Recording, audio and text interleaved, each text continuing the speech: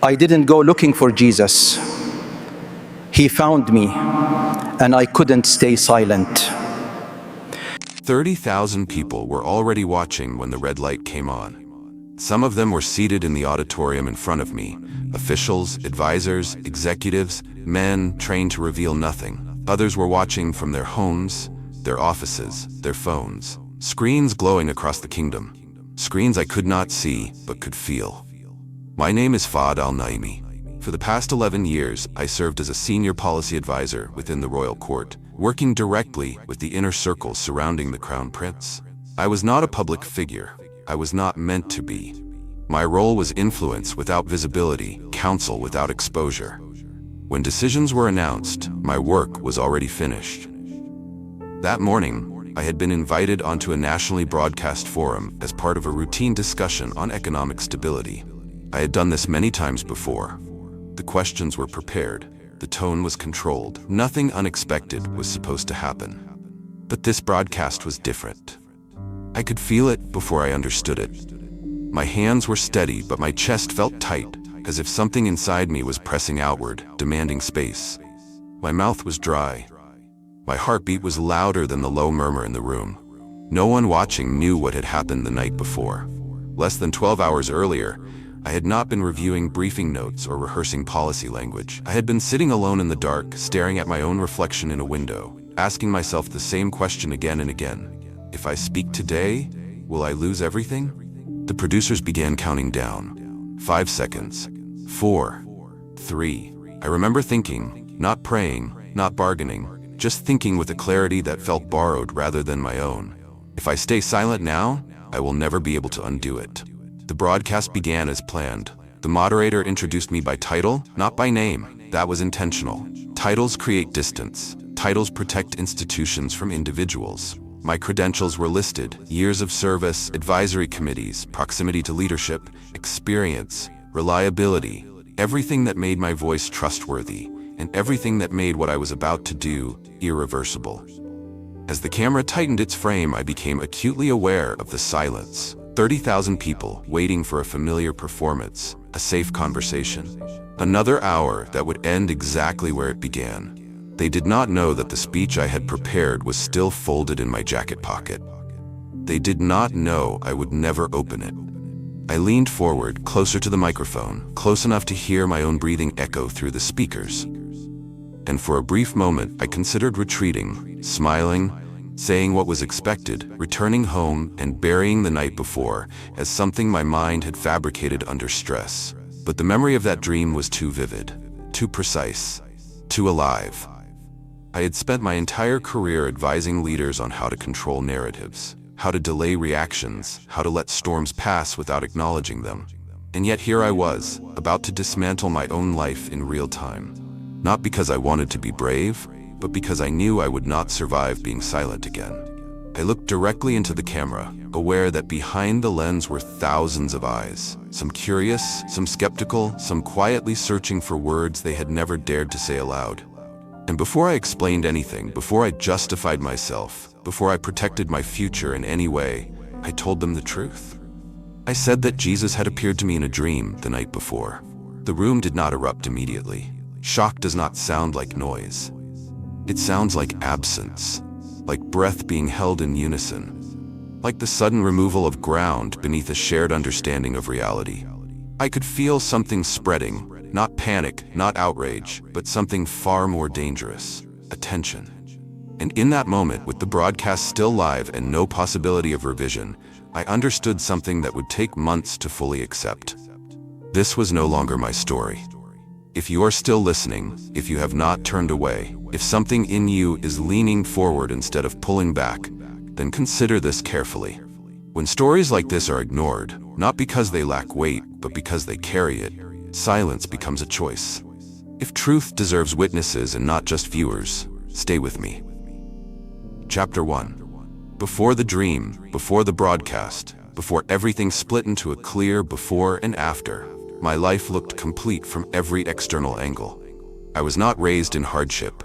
I did not fight for relevance. Opportunity arrived early and stayed. I was educated in disciplined environments that trained the mind and rewarded restraint. I learned systems, power structures, influence. I learned how to speak with precision and how to withhold emotion without appearing cold. Those skills carried me far. By the time I entered advisory work, I already understood the unspoken rules. You do not challenge foundations, you reinforce them. You do not introduce uncertainty, you manage it. You do not expose your inner world, you present a version of yourself that inspires confidence.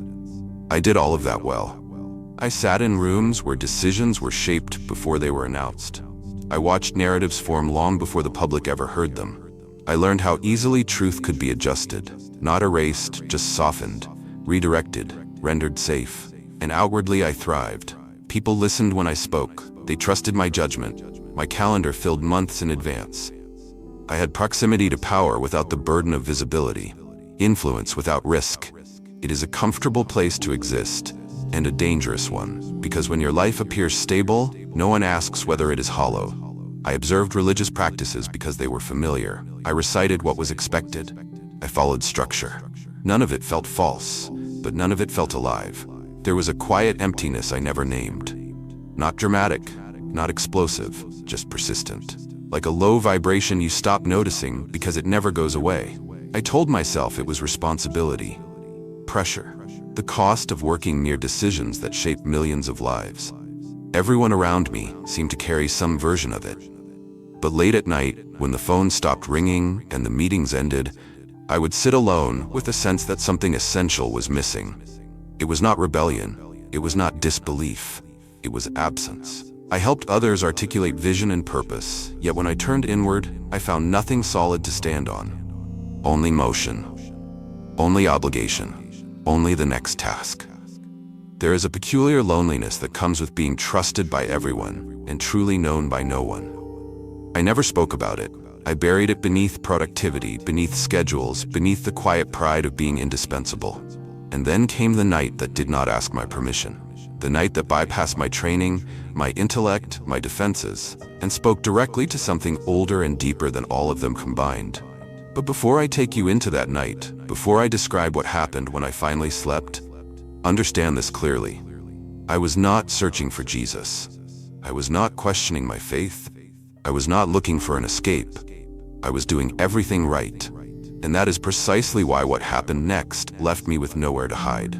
If something in this chapter feels uncomfortably familiar, if you recognize the emptiness not as a crisis, but as a constant, then pause here with me. Most people do not lose faith loudly. They lose it silently, convincing themselves that numbness is normal. If that thought unsettles you, don't turn away. The next part is where everything changes. That night did not announce itself.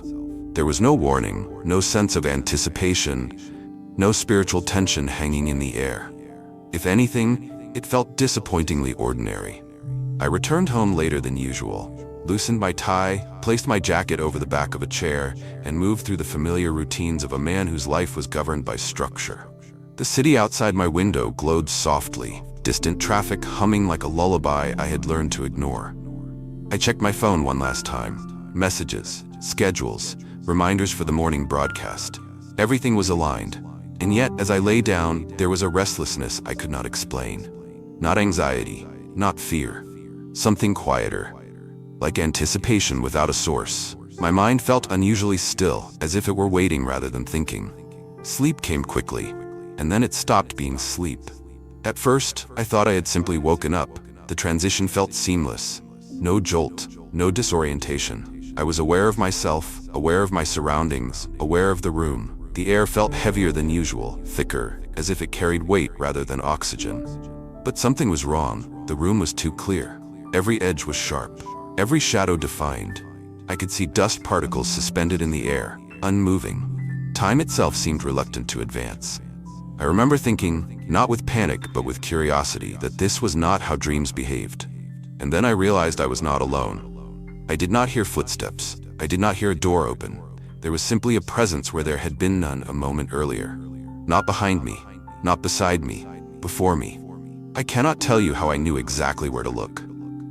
But when I lifted my eyes, I saw him. He was standing where the far wall should have been, yet the wall was gone, replaced by a depth that felt endless. Light surrounded him, But it was not blinding. It did not cast shadows the way light should. It revealed rather than concealed. And before my mind could form questions, before belief or disbelief could intervene, I felt something far more unsettling. Recognition. Not familiarity in the way one recognizes a face seen before, but recognition in the way the heart responds to a truth it has always known but never named. There was no confusion about who he was, no internal debate, no uncertainty. I did not ask, I did not need to. His eyes met mine, and in that instant, the distance between us collapsed. Not physically, but inwardly. It felt as though every layer I had carefully constructed over decades, titles, achievements, restraint, reputation, was being seen through effortlessly, not exposed, understood. There was no accusation in his gaze, no disappointment, no approval either. Just a depth of knowing that was almost unbearable, as if every private thought I had ever had existed openly before him, and yet nothing about his presence suggested rejection. I realized then that I was unable to move, not restrained, not frozen by fear, simply still, as though movement no longer mattered, as though my body had become secondary to whatever was happening within me. When he spoke, there was no sound in the way sound normally exists. The words did not travel through air. They arrived fully formed, complete, precise inside me. He called me by name, not the name attached to my title, my name, and the way he spoke it carried a weight I had never heard in another voice. Not authority alone, not compassion alone, but both, perfectly balanced. Power without force, intimacy without familiarity. In that moment, memories began surfacing without effort. Scenes from my life I had not thought about in years. Not the public milestones, but the quiet moments, the late nights, the doubts I had dismissed, the emptiness I had normalized. They appeared not as accusations, but as facts, undeniable, unedited. I felt no urge to defend myself. Defense felt pointless. He knew. And yet, instead of judgment, I felt something I had no category for. Relief. As though I had been holding my breath for decades without realizing it, and had finally been allowed to exhale. The space around us shifted. The room was no longer my room, though I could not say where we were instead. The boundaries of the environment dissolved into something vast and calm. There was a sense of elevation, not upward, but inward, as if reality itself had widened. I became aware then of something else. Time was not behaving normally. It did not flow forward. It did not move backward. It simply existed, suspended. I knew instinctively that whatever was happening could not be measured in minutes. And I knew with equal certainty that when it ended, everything would be different. He showed me things. Not images in the way a screen displays them, but understanding compressed into moments. I saw my life as it truly was, not the version I presented, not the version others believed, but the version I avoided when I was alone. I saw how carefully I had substituted purpose with proximity to power, how I had mistaken influence for meaning, how I had learned to advise others on destiny while avoiding my own. And still, there was no condemnation, only truth. Then came the moment that changed the nature of the dream entirely. He did not speak about belief. He did not ask for agreement. He did not debate theology. Instead, he showed me something that made my heart race with a fear I had never known. I saw myself standing where I had never planned to stand, speaking words I had never intended to speak, before an audience I had never wanted to face. I saw the broadcast, the lights, the camera, the moment. And I understood then that this encounter was not simply revelation. It was interruption, a decisive intrusion into a life carefully designed to remain uninterrupted. When I felt myself returning, when the space began to collapse and sensation returned to my body, it was sudden and violent, like being pulled back through a narrow passage. I woke up gasping. My room was dark again. The wall was where it belonged. The city hummed outside unchanged. My body was damp with sweat. My heart was pounding as if I had run for miles. But the presence was gone, and yet everything else remained. The weight, the clarity, the certainty. I did not reach for my phone. I did not speak. I sat there in the darkness, fully awake, knowing with absolute conviction that what I had experienced was not imagination, not symbolism, not stress manifesting itself in narrative form. It had intelligence, intent, and consequence. Morning was coming, and with it, the broadcast. If I said nothing, my life would continue exactly as it had before. If I spoke, it would end. And as the first light of dawn crept through the window, I realized something that frightened me more than the dream itself. The decision had already been made. If you are still listening now, if this moment feels heavier than the ones before it, then ask yourself why. Some encounters do not demand belief, they demand honesty. And if you walk away from this because it feels too close, too uncomfortable, too disruptive, remember that avoidance is also a choice, and it carries consequences of its own. Bookmark, Chapter 3. What unsettled me most was not that I had seen him. It was that I had recognized him. Not afterward, not gradually, not through reasoning or memory or association. The recognition had come first, instant and unquestioned, before my mind could assemble explanations or objections, before doctrine, before defense. It arrived the way gravity arrives, without permission, without announcement, without argument. I sat on the edge of my bed long after dawn had begun to press itself into the room, replaying the moment over and over again, trying to locate the precise point where assumption might have replaced reality, where imagination could have filled in what experience lacked. But there was no such point. The recognition had not been built, it had not been inferred, it had not been learned, it had been known. And that terrified me. I had been trained to distrust unexamined certainty. In my world, confidence without evidence was a liability. Conviction without structure was dangerous. Every belief had to justify itself through lineage, logic, or utility. Yet this certainty did not behave like belief at all. It behaved like memory. Not memory of something I had lived, but memory of something I had always known and somehow forgotten. When I closed my eyes, I did not see his face as an image. I experienced it as presence, as coherence, as alignment, as though the dissonance I had lived with for years had briefly fallen silent. I realized then that I had spent most of my life mistaking familiarity for truth. I had assumed that what was repeated was reliable, that what was inherited was accurate, that what endured unchallenged must be correct. But the recognition I felt in that encounter did not come from repetition. It came from resonance. And resonance does not require explanation. It requires only contact. I searched myself for fear, for resistance, for the instinct to reject what threatened to upend everything I had built. But what I found instead was something quieter and far more destabilizing. Relief. As though a question I had not known how to ask had finally been answered. I began to understand that the emptiness I had lived with was not absence in the way I had assumed. It was displacement, a space reserved for something I had never permitted to arrive. The recognition of his face had not introduced something new, it had restored something missing. This was not how falsehoods behaved. Falsehoods required reinforcement. They needed justification, repetition, defense. They needed me to want them. This recognition had wanted nothing from me, it simply was. As the morning unfolded, I moved through my apartment in silence. I showered, I dressed, I drank water without tasting it. Every action felt slightly unreal, as if my body were completing habits learned long ago, while my awareness remained somewhere else entirely. I noticed how fragile my former certainties suddenly felt. Not shattered, just thin. I realized that everything I had believed about spiritual authority had been mediated, filtered through institutions, interpretations, structures designed to maintain continuity and control. I had never encountered authority as presence, only as instruction. What I had encountered in the dream did not instruct me. It revealed me. That distinction mattered more than I could articulate at the time. As I prepared for the broadcast, a thought surfaced that I had never allowed myself to think before. If truth is real, it does not need my permission. That thought did not feel rebellious, it felt obvious.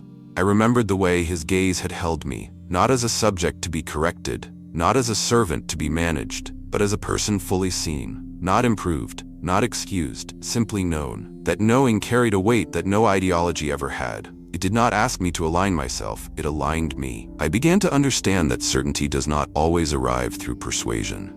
Sometimes it arrives through exposure, through being seen so completely that pretense becomes impossible. I had spent years crafting versions of myself that could survive scrutiny. Carefully edited identities designed to withstand evaluation. In that encounter, none of them mattered. And yet I was not diminished.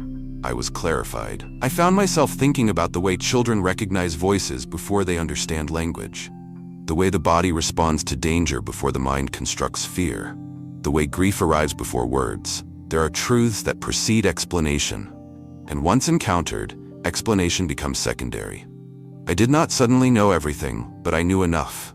I knew that whatever I had encountered was not symbolic, not metaphorical, not internal projection. It had agency. It had intention. And it had addressed me, not as a role, not as a function, but as a person. That alone dismantled every framework I had used to understand the divine. I realized how often I had confused obedience with proximity, ritual with intimacy, performance with connection. How easily structure could replace substance when left unquestioned. What I had encountered required no performance. It required honesty. And honesty, I was discovering, was far more costly than obedience. As the hours passed, fragments of the encounter continued to surface, not as images, but as understanding. I realized that the certainty I felt did not come from being told who he was. It came from knowing who he was not. He was not distant. He was not transactional. He was not threatened by my scrutiny or sustained by my compliance. He was not impressed by proximity to power, nor offended by my weakness. He was not abstract. He was not inaccessible. He was not negotiable. And that last realization settled heavily in my chest. Because if what I had encountered was real, and I knew that it was, then neutrality was no longer possible. Indifference was no longer an option. Silence was no longer harmless. I began to understand why the recognition had come before explanation. If it had come the other way around, I might have argued with it. I might have delayed it. I might have filed it away for later consideration. But recognition leaves no room for postponement. It does not shout. It does not threaten. It simply stands there, waiting, while everything else rearranges itself around it.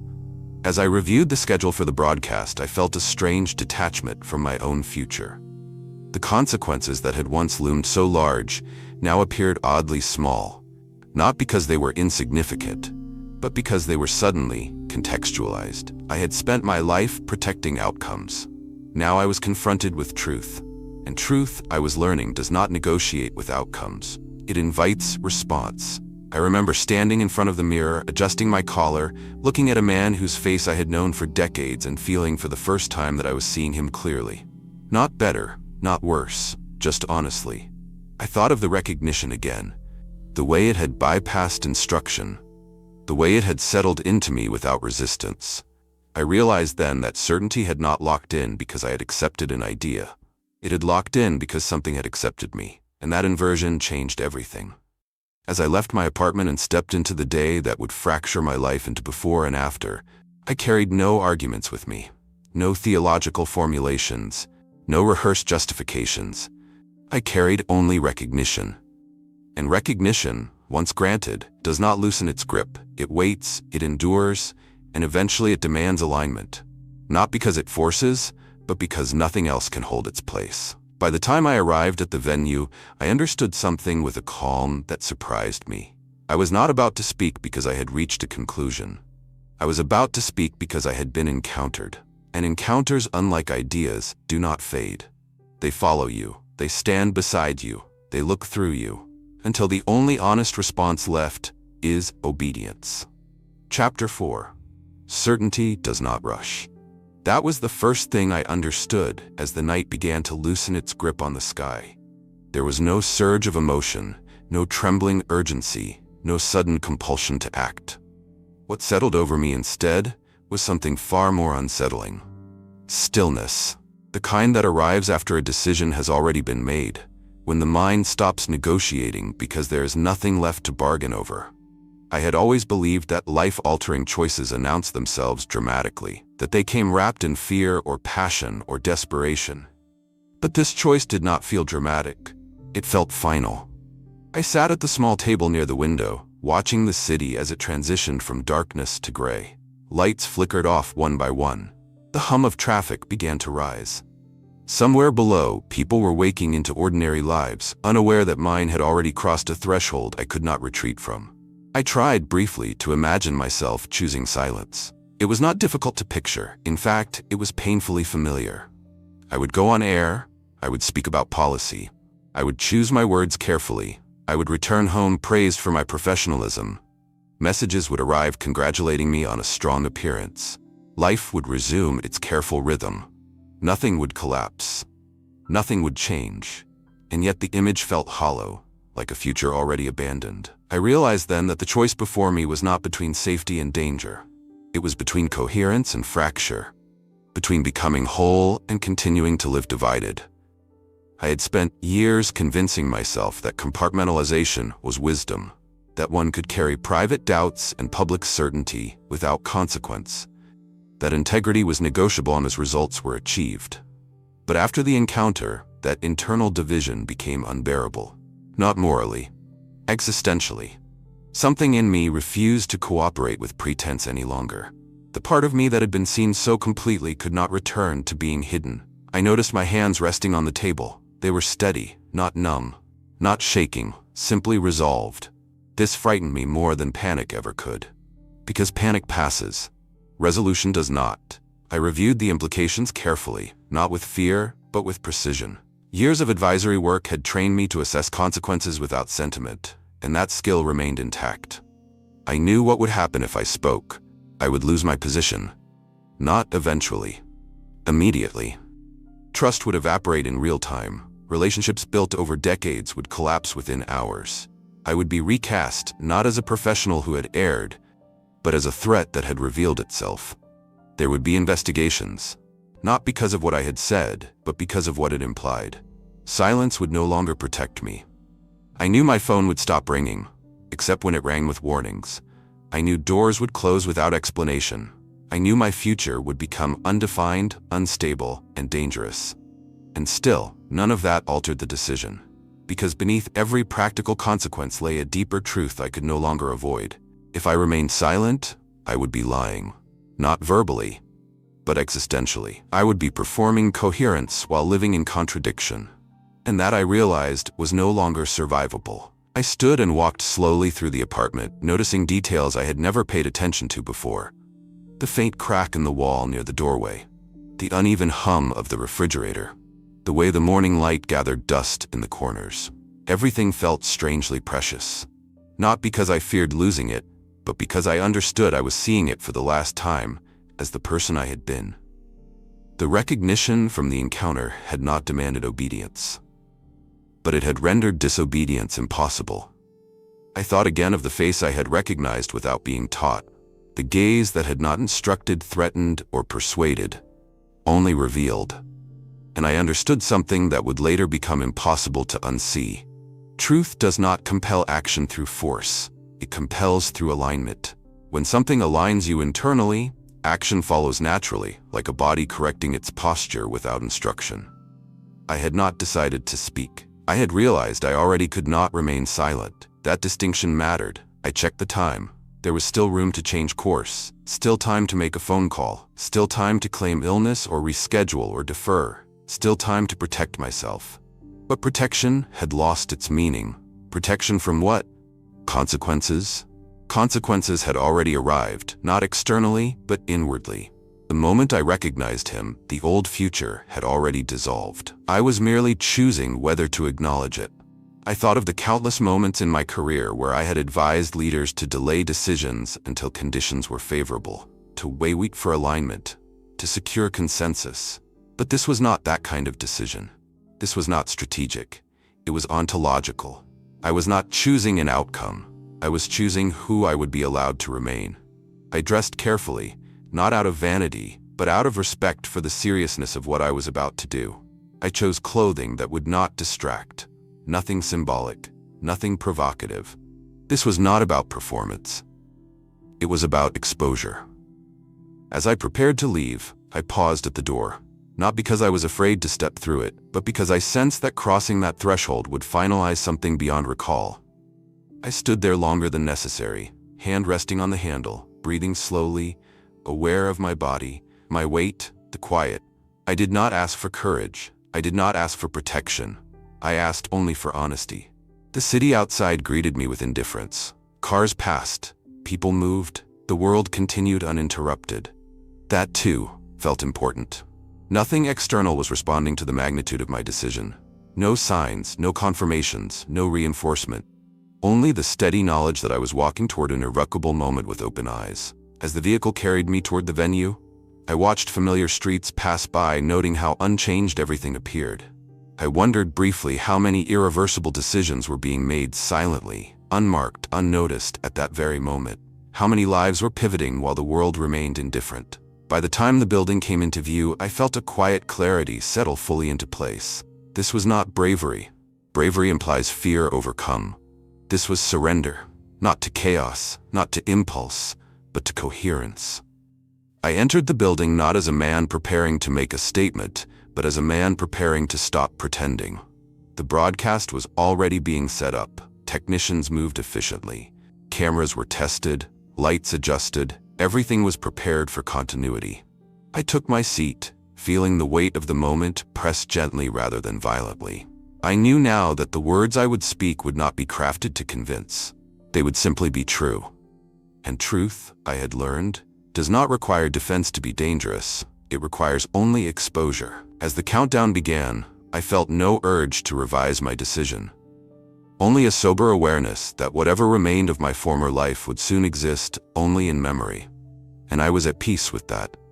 If you are still here at this point in the story, if you have followed the movement from recognition to resolve without turning away, then consider what that says about you. Most people admire irreversible choices from a distance, but avoid them in practice. If something in you understands why this decision had to be made, not emotionally, but structurally, then don't disengage now. What happens next reveals the cost of truth when it enters public light. Bookmark, through Streth, Chapter 5. The final seconds before the broadcast felt strangely weightless. Technicians moved around me with quiet efficiency, adjusting microphones, checking cables, making small gestures to one another that meant everything was functioning exactly as it should. The room smelled faintly of warm electronics and polished wood. The lights overhead were already bright enough to erase shadows. I sat still, hands resting loosely in front of me, aware of the chair beneath my weight, aware of my breathing, aware that nothing in my posture betrayed what was about to happen. This, I realized, was how rupture often arrived. Not with chaos, but with order. The countdown began again, not aloud but visible in the corner of the monitor. Numbers shrinking, time compressing. The familiar tightening in my chest returned. Not fear, not doubt, but focus. The kind that narrows the world until only one path remains visible. When the red light came on, the room changed. Not physically, relationally. Every movement suddenly mattered. Every word now had consequence. The casual intimacy of preparation vanished, replaced by the unspoken understanding that what happened next would be recorded, archived, dissected, remembered. The moderator introduced the segment. The framing was careful, neutral, professional. The kind of language designed to reassure viewers that nothing unexpected was coming. My name was spoken. My title followed. I nodded politely as I had done dozens of times before. The first questions were predictable. Economic language, strategic optimism, the vocabulary of continuity. I answered them easily, fluently, drawing from years of experience. My voice sounded calm even to me.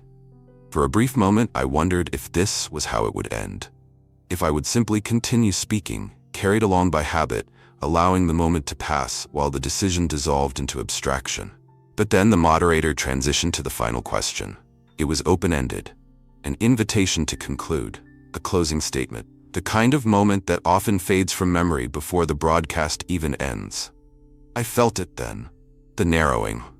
The sense that everything before this had been preparation for a single breath. I leaned forward slightly. Not dramatically, just enough to close the distance between myself and the microphone. The silence in the room thickened. I knew this silence well. It was the silence that preceded safe conclusions. This time, it preceded something else. I did not clear my throat. I did not hesitate. I simply spoke. I said that something had happened to me the night before. The words landed softly at first, almost unnoticed. The sentence sounded harmless enough. Personal. Vague. The kind of statement that often precedes a minor anecdote. I continued. I said that I had not slept, that I had experienced something I could not ignore. I felt the shift before I saw it. Subtle changes in posture among the audience. A stillness settling where movement had been. The moderator's expression tightening almost imperceptibly. I named the source of the experience. I said that Jesus had appeared to me in a dream the night before. The effect was immediate, not explosive, but absolute. It was as if the room had inhaled and forgotten how to exhale.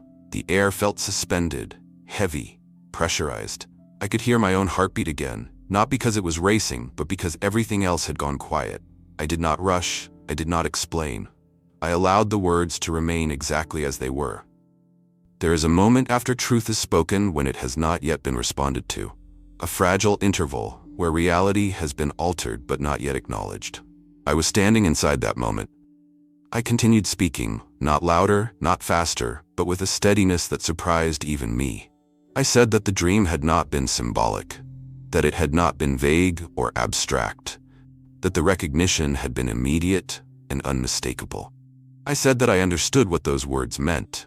I said that I understood the implications of saying them publicly. I said that I would not be speaking if I were not certain. I did not appeal to emotion.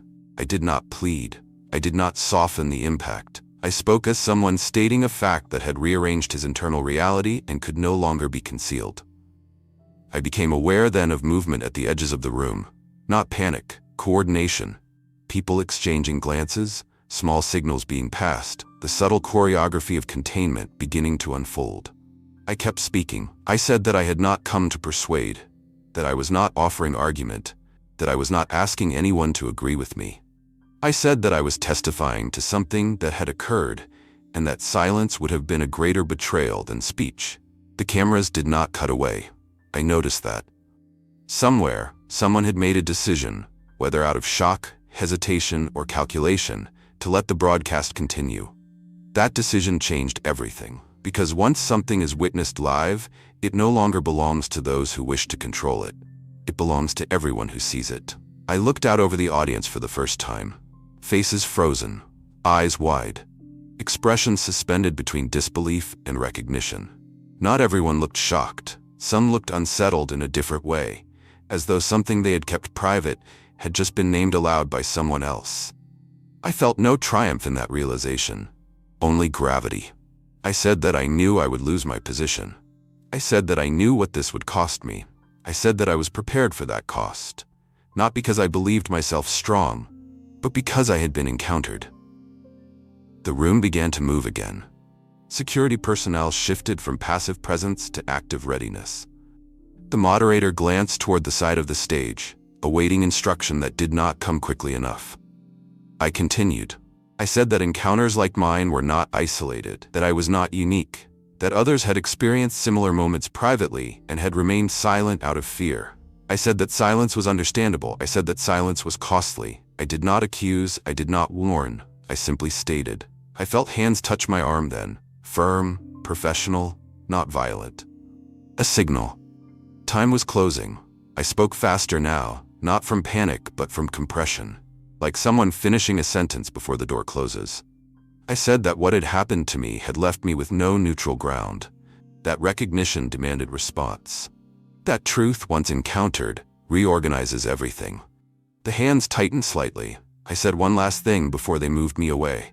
I said that I was not speaking from rebellion, I was speaking from coherence. And then the microphone was pulled back. The sound shifted. The room erupted. Not in shouting, not in chaos, but in overlapping motion. Voices rising, chairs shifting, a collective release of the breath that had been held too long. As I was guided away from the stage, I caught fragments of what followed. Not clearly, but clearly enough. People standing, not all at once, one at a time. Voices calling out, not in protest, not in support, but in recognition. I heard my name spoken from the audience. I heard something else too, a phrase, repeated from different directions. I could not see who said it first, but I heard it. I saw him too. The words echoed behind me as I was escorted down the corridor. I saw him too, again and again. The rupture widened. What had been contained within me had spilled outward, touching nerves I had never intended to touch. I felt no satisfaction in that, only awe, because this was no longer about me. The broadcast continued for seconds, maybe minutes, longer than it should have. Long enough for something irreversible to take root in the public consciousness. Then the feed cut. The hallway was quieter, narrower, the walls closer. The sounds of the room faded behind me, replaced by the muted thud of doors closing, footsteps echoing on polished floors. I was led into a small room with no windows. The door shut, the lock clicked, and for the first time since I had spoken, I was alone. I sat down slowly, aware of my body again, aware of the weight returning to my limbs. I exhaled, not in relief, in acknowledgement. Whatever remained of my former life was now unreachable, not because it had been taken, but because I had stepped beyond it.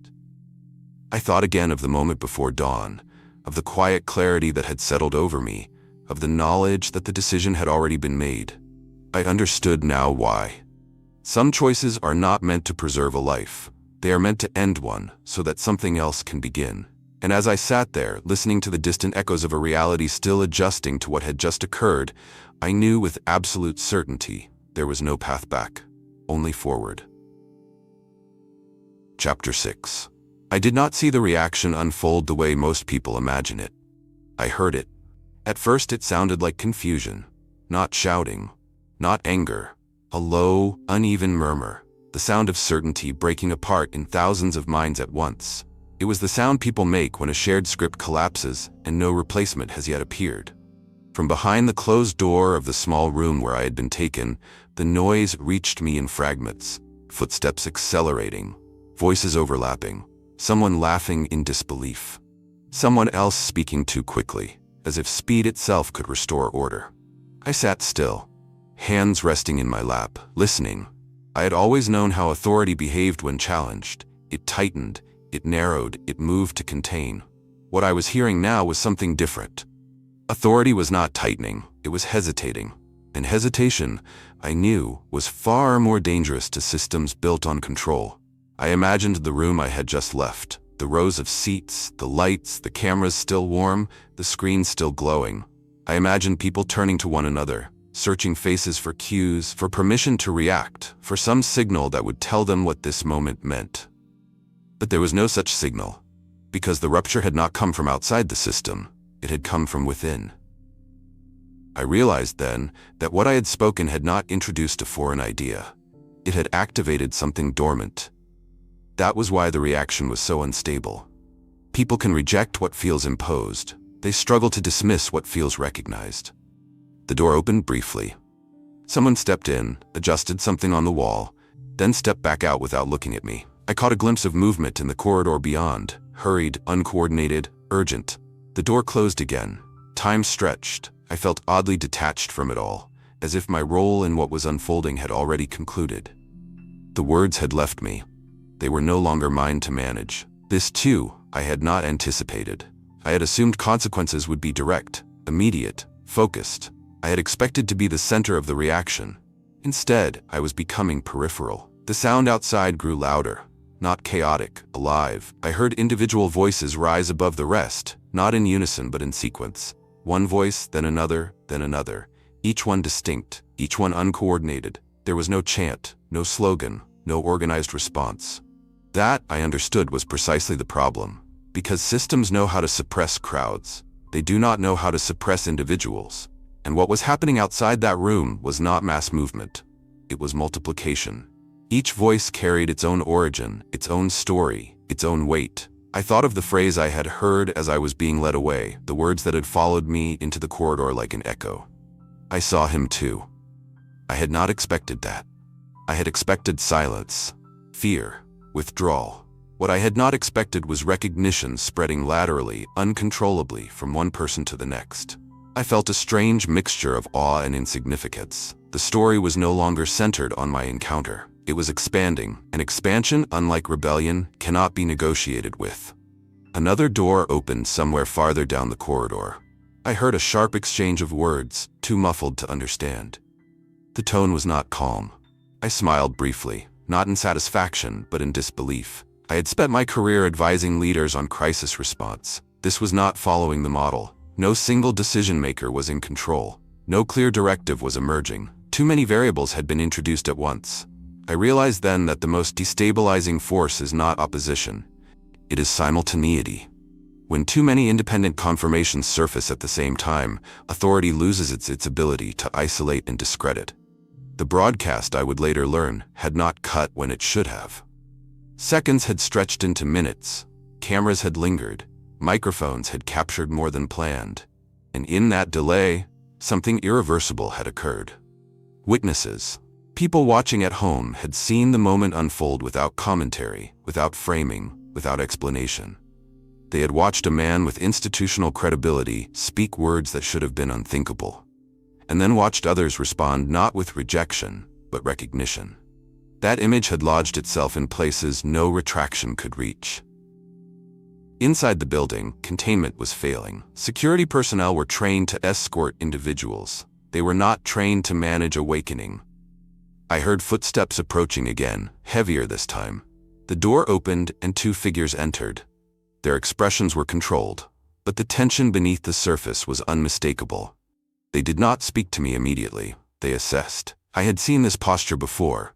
The moment when authority pauses to determine whether force will stabilize or inflame. I remained seated, still, unresistant. That too unsettled them. I realized that silence in this context was louder than protest. They left again. The door closed. I leaned back against the wall and closed my eyes.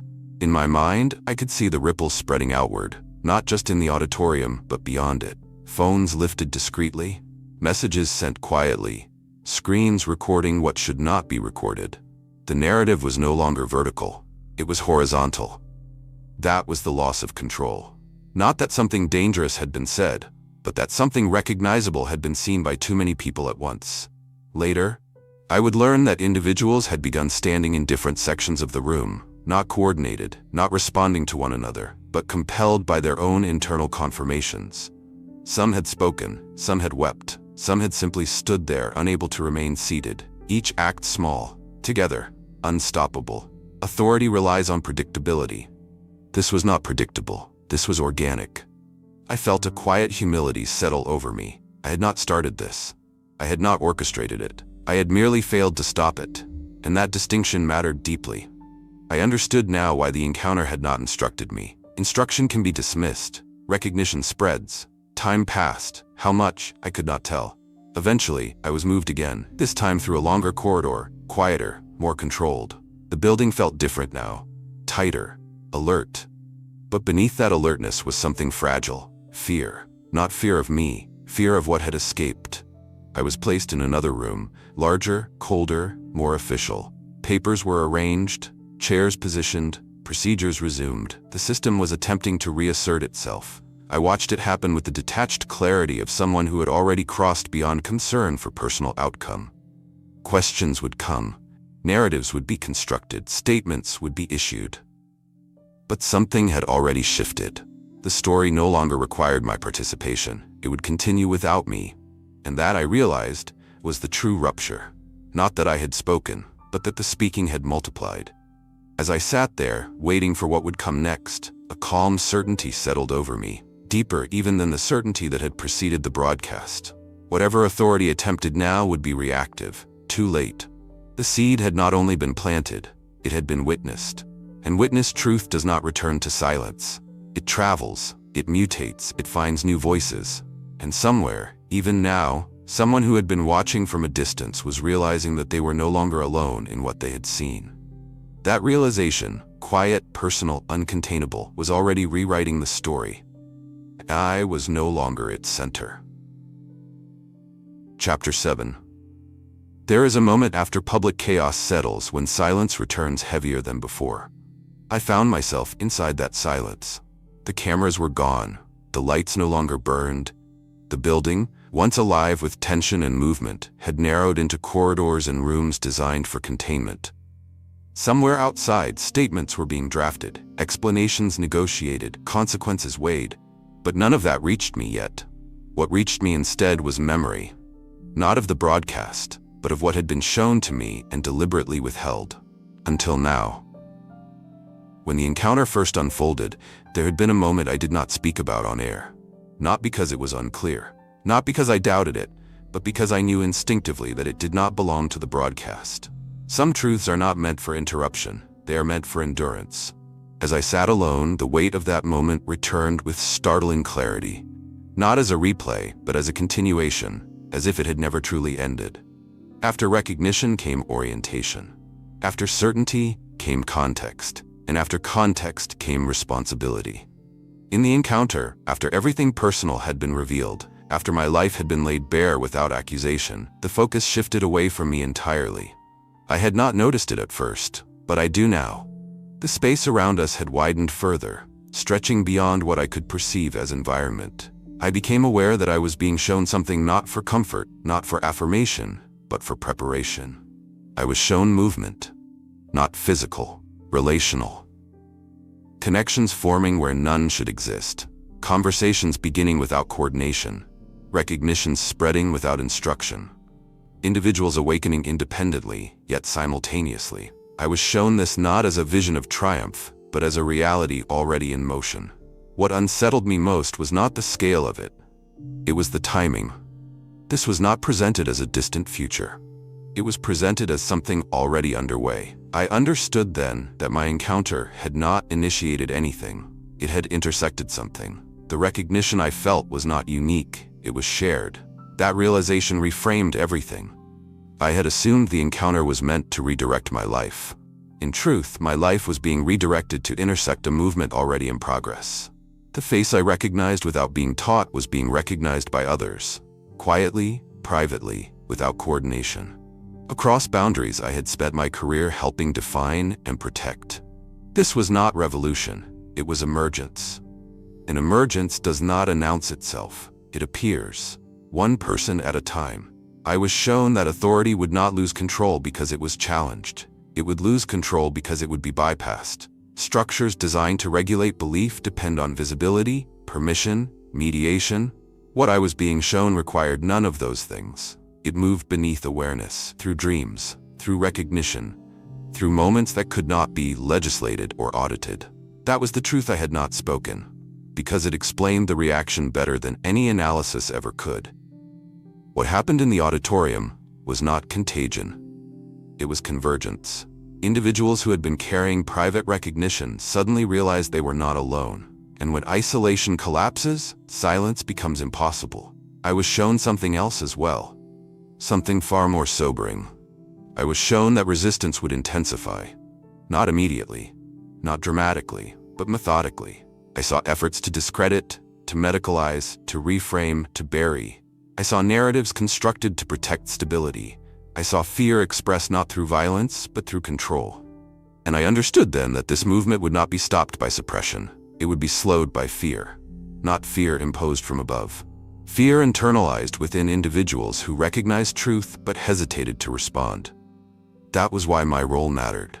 Not because I was unique, but because visibility breaks isolation. I had not been shown victory. I had been shown responsibility. The weight of that understanding settled into me slowly, deliberately. This was not about conversion.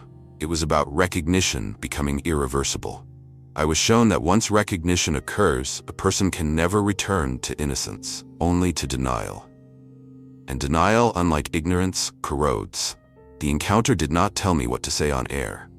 It showed me why silence would wound more deeply than consequence. I understood then that the cost I was about to pay was not punishment. It was participation. Participation in something that would unfold regardless of my cooperation, but differently without it. This was the truth that reframed everything. I had not spoken because I believed I would change the system. I had spoken because I believed the system no longer had jurisdiction over what was unfolding. What authority fears most is not dissent. It is irrelevance, and relevance erodes quietly, through unmediated encounters, through recognition that bypasses permission, through people discovering that the certainty they thought was private is in fact shared. I realized then why the encounter had been so precise, so calm, so devoid of spectacle. Spectacle provokes reaction. Recognition provokes alignment. And alignment, once formed, outlasts opposition. As I sat in that room after the cameras cut, I knew that whatever consequences awaited me would not determine the outcome of the story. They would merely determine my place within it. The truth I had been shown was not about me. It was about timing, about convergence, about a threshold already crossed. What happened on live television did not begin anything. It revealed it. And revelation, once witnessed, cannot be unseen. I closed my eyes and breathed slowly, aware that whatever came next, interrogation, exile, erasure, would occur within a narrative that had already escaped its original narrator. The story was no longer held by a single voice. It was moving, and it would continue to move, quietly and relentlessly, through places no authority could fully reach. That was the truth I had been shown, and it was why silence had never been an option. Chapter 8. When everything finally went quiet, after the rooms emptied, after the corridors cleared, after the immediate urgency gave way to procedure, I was left with a question I had not asked myself before. Not what would happen to me, but why this had been allowed to be seen at all. Because I understood, even then, that nothing about what unfolded was accidental. Not the timing, not the platform, not the visibility, not the delay that allowed the broadcast to continue longer than it should have. Not the voices that rose afterward, unplanned and uncontained. There are easier ways for truth to remain private. There are quieter ways for encounters to stay personal. What happened that day was neither easy nor quiet, which meant it had purpose beyond my own life. I began to understand that what had been revealed publicly was not meant to convince the skeptical or provoke the hostile. Those reactions were inevitable, but they were not the point. The point was recognition. Recognition among those who had already seen, already sensed, already known something they could not articulate or safely acknowledge. What was allowed to be seen was not proof. It was permission. Permission for the hidden to realize they were not alone. Permission for private certainty to surface without shame. Permission for the silent to understand that silence was no longer required to survive. I had spent years watching how systems respond to disruption. They do not fear disagreement nearly as much as they fear convergence. When many isolated individuals discover they share the same recognition, authority loses its most effective tool, fragmentation. Fragmented people can be managed. Aligned people cannot. What was allowed to be seen that day was alignment beginning to surface. Not organized, not coordinated, but undeniable. I was not chosen because I was the strongest voice. I was chosen because I was visible enough to be costly. Because when something costs someone publicly, it legitimizes what others have carried privately. Sacrifice does not create truth, but it reveals seriousness. And seriousness is contagious. I understand now that my role was never to lead a movement. It was to stand in a moment that could not be edited and refuse to retreat. That refusal created a rupture large enough for others to step through. The encounter had shown me this in fragments, but I did not fully grasp it until after everything had unfolded. Visibility is dangerous precisely because it cannot be undone. Once something is seen, it enters memory. Once it enters memory, it begins to ask questions. And questions once shared dismantle fear. I had assumed the greatest cost would be external. Loss of position, loss of status, loss of security. Those costs were real, but they were not the most significant. The most significant cost was internal. I would never again be able to live divided. Never again be able to hide recognition behind neutrality. Never again confuse safety with integrity. That was the true consequence. And it was also the invitation. Because what was allowed to be seen was not merely an event. It was a mirror. A mirror held up not to institutions, but to individuals. Some would turn away from it immediately. Some would study it cautiously. Some would recognize themselves in it before they knew why. That is how awakening works. It does not arrive as command. It arrives as confrontation with honesty. I began to understand why the encounter had not given me a script, a message, or a plan. Those things would have made this about persuasion. Instead, what was given was coherence. And coherence, once visible, attracts what already longs for alignment. I was not told to argue, I was told to appear. And appearance was enough. As time passed, I learned that stories like mine were already circulating quietly, not through broadcasts, but through whispers, through late-night conversations, through dreams people were afraid to describe aloud, through moments of recognition that felt deeply personal and dangerously isolating. What the broadcast did was remove isolation. Isolation is where fear thrives. Exposure dismantles it. That is why this was allowed to be seen, not because it would be accepted, but because it would be recognized. I know there are those who watched and felt nothing but anger. those who dismissed everything as manipulation, instability, or threat. That too was expected. Truth does not bypass resistance, it bypasses permission. And permission was never the goal. What matters are the quieter reactions, the ones that happened alone, in rooms with no cameras, in hearts that suddenly realized the questions they had buried were not unique. Those moments will never trend, they will never be measured, and they will outlast everything else. I am no longer at the center of this story. That is how I know it is real. If it depended on me, it would already be failing. Instead, it continues without my supervision, without my protection, without my involvement. It moves through recognition, not authority, through alignment, not argument, through honesty, not force. And now, as I bring this account to its end, I understand the weight of telling it. Not because it demands belief, but because it demands response. Not response to me, response to recognition. If nothing in this story resonates with you, then you are free to leave it behind. But if something in you has leaned forward instead of away, if a quiet familiarity has stirred rather than outrage, then you already understand why this was allowed to be seen. It was allowed for you, not to convince you, but to confront you with the question you have avoided asking. The question is not whether what I experienced was real. The question is what you will do if recognition finds you too. Because once recognition arrives, neutrality dissolves, and silence becomes a choice. If you are still here at the end of this story, still listening, still present, then ask yourself why. Most people abandon stories like this not because they are false, but because they are costly to consider. If you believe truth deserves to be carried even when it is uncomfortable, even when it disrupts, then don't let this end here. Acknowledge it, share it, speak honestly. Silence protects comfort, not truth. That is why this was allowed to be seen. And that is why the story does not end with me.